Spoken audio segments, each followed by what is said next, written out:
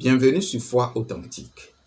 Aujourd'hui, nous allons parler d'un sujet que nous négligeons souvent. 7 habitudes qui nourrissent notre âme.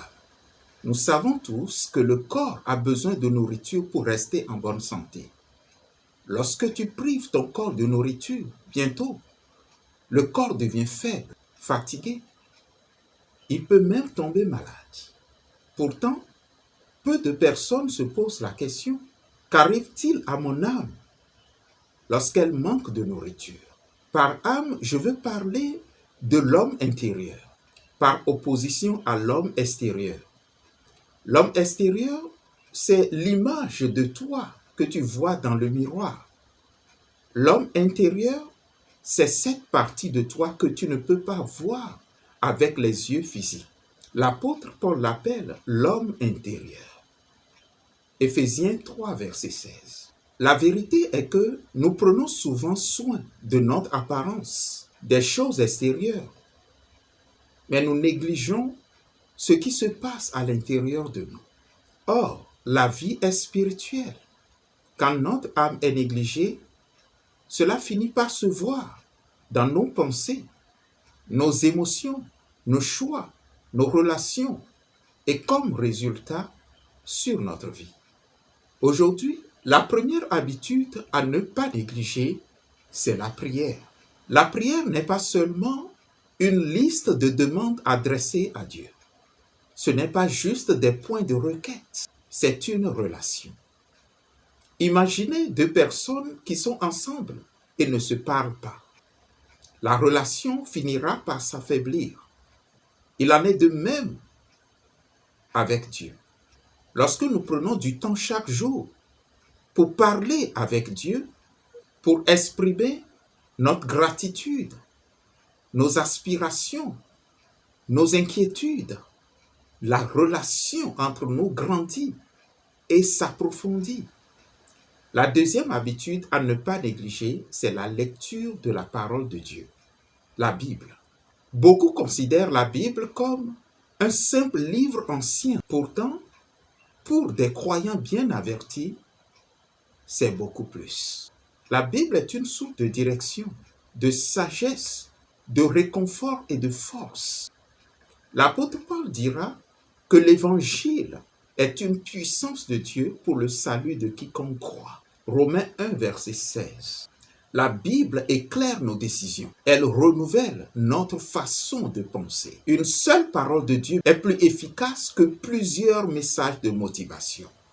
La troisième habitude est la reconnaissance. Nous vivons dans une société qui nous pousse constamment à regarder ce que nous n'avons pas. Nous voulons toujours davantage. Pourtant, un cœur reconnaissant est une source de vie.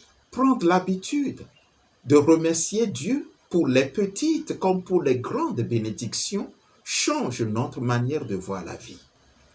La quatrième habitude est le choix de nos fréquentations. Les personnes qui nous entourent influencent nos pensées, nos valeurs et nos décisions.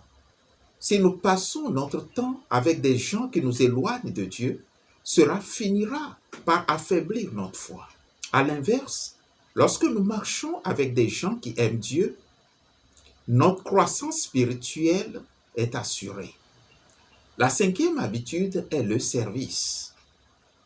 Le Seigneur Jésus disait: « Je suis venu dans le monde non pour être servi, mais pour servir. » Beaucoup pensent que le bonheur consiste à recevoir toujours plus.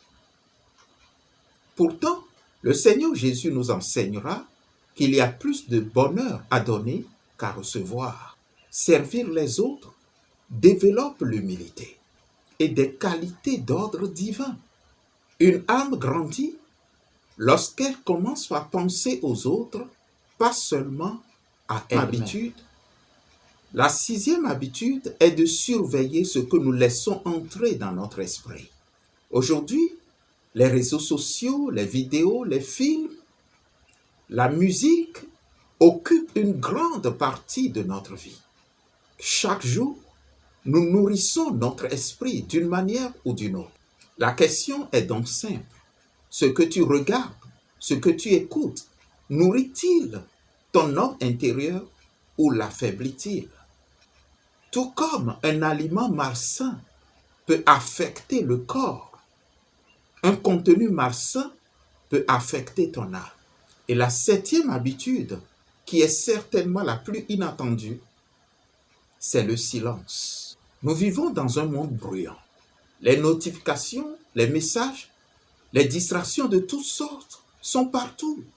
Pourtant, les révélations les plus profondes et les plus profitables pour notre vie nous est données par l'Éternel dans des moments de quiétude et de silence. Le silence permet de connecter notre être profond à la source véritable et éternelle qui est l'Éternel notre Dieu.